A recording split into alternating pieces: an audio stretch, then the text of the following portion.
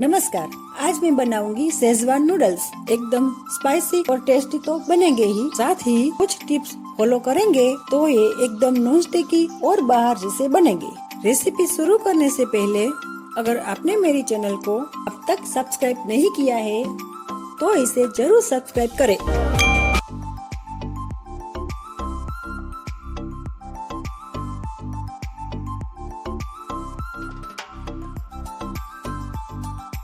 तो इधर मैंने मेन वेजिटेबल्स ले लिए हैं और उन्हें कट कर लिया है। पत्ता गोभी को मैंने एकदम लंबा लंबा चॉप किया है और प्याज को ऐसे जूलियन कट में काट लिया है। गाजर को भी ऐसे जूलियन कट में चॉप करके ही लेना है और कुछ शिमला मिर्च भी इसमें हम डालेंगे। तो सबसे पहले हम नूडल्स को बॉईल कर लेते हैं। तो एक बर्तन में मैंने अंदाजे से पानी ले लिया है। उसके गर्म होने पर नूडल्स इसमें डालें। इसे ज्यादा नहीं पकाना है। पानी एकदम अच्छे से उबल गया हो और ये बिल्कुल थोड़े से पक गए हो, मतलब बस अलग अलग से हो जाए, तब गैस की फ्लेम ऑफ कर दे और एक प्लेट ढककर उसको ऐसे ही रहने दे। इससे क्या होगा कि आपके नूडल्स जरा भी ओवर कुक नहीं होंगे और कच्चे भी नहीं रहेंगे। सिर्फ गर्म पानी की वजह से ये बिल्कुल बराबर बॉईल हो जाएंगे।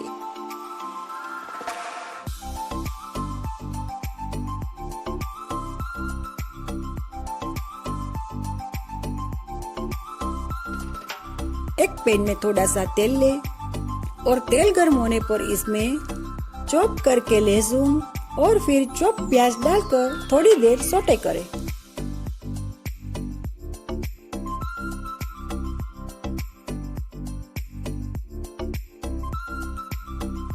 गाजर,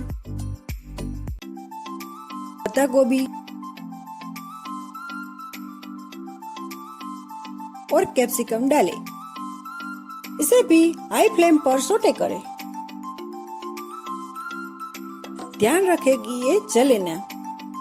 हाई फ्लेम पे पकाने से ये पूरे कुक नहीं होंगे, जिससे ये बिल्कुल बाहर के नूडल्स जैसे बनेंगे।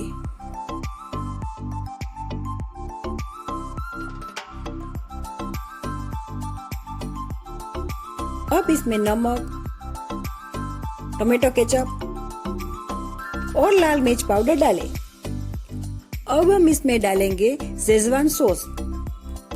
शेजवान सॉस इसमें जरूरी है। आप बाहर का यूज कर सकते हैं, लेकिन ये घर पर भी आसानी से बन सकता है। अगर आप इसकी रेसिपी देखना चाहें तो ऊपर कॉर्नर में आई बटन पर क्लिक करके या फिर डिस्क्रिप्शन बॉक्स में से देख सकते हैं। और फिर बॉइल्ड नूडल्स डालें। मैंने जैसे पहले बताया था, अगर वैसे ही बॉईल करेंगे तो आपके नूडल्स ओवर कुक नहीं होंगे।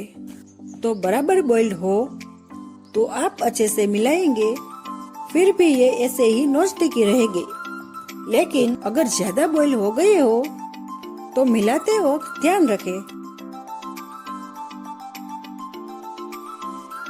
और हो सके तो इसे टोस्ट करें ताकि ये अलग अलग ही रहेगी।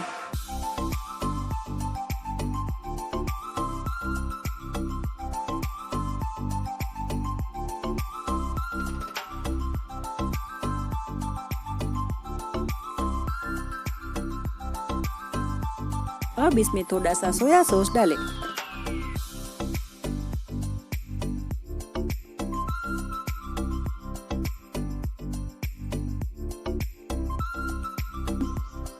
तो अब हमारे नूडल्स बनकर रेडी है।